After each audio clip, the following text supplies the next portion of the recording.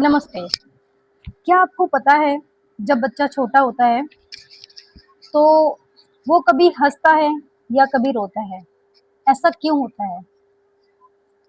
शायद कोई ऐसी अदृश्य शक्ति है जो उस बच्चे से वार्तालाप करती है, उस बच्चे के संपर्क में रहती है,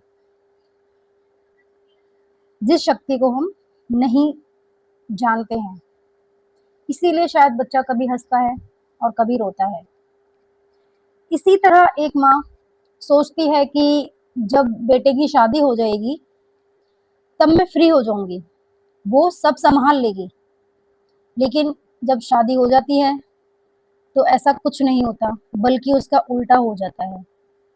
इसी तरह दूसरी तरफ एक लड़की सोचती है कि मेरी शादी हो जाएगी, मैं जिस घर में जाऊँगी, उस घर को अपना मानूँगी। उनके से सभी परिवार को अपने परिवार की तरह प्यार करूँगी। मैं किसी चीज़ की कोई कमी नहीं रहने दूँगी और पता नहीं क्या-क्या सपने सँजोए रखती है। लेकिन ऐसा क्या होता है कि जैसा वो सोचती है, उसका उल्टा ही होता है। मेरा कहने का तात्पर्य ये है कि हम जैसा सोचते हैं वैसा नहीं होता। ऐसा क्यों होता है? 1-2% ऐसा होता है कि जो जैसा सोचता है वैसा हो जाता है, लेकिन 98-99% उसका उल्टा ही होता है। तो मेरा मानना ये है कि ऐसी कोई अदृश्य शक्ति है जो हमें चलाती है।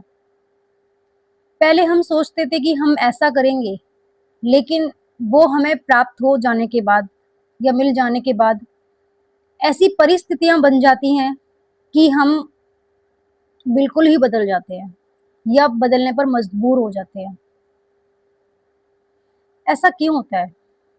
शायद इसलिए कि हम जो हमारे नसीब में सुख लिखा है उसे भोग सकें या दुःख लिखा है उसे भोग सकें। मेरा मानना तो यही है कि ये सब जो पिछले जन्म में जो हमने कर्म किया है, अच्छा-बुरा, शायद इसी जन्म में वो हमें भोगना पड़ता है। इसीलिए शायद जैसा हम सोचते हैं वैसा नहीं हो पाता। आपकी क्या राय है इस धारणा को लेकर? कमेंट में ज़रूर बताएँ। धन्यवाद।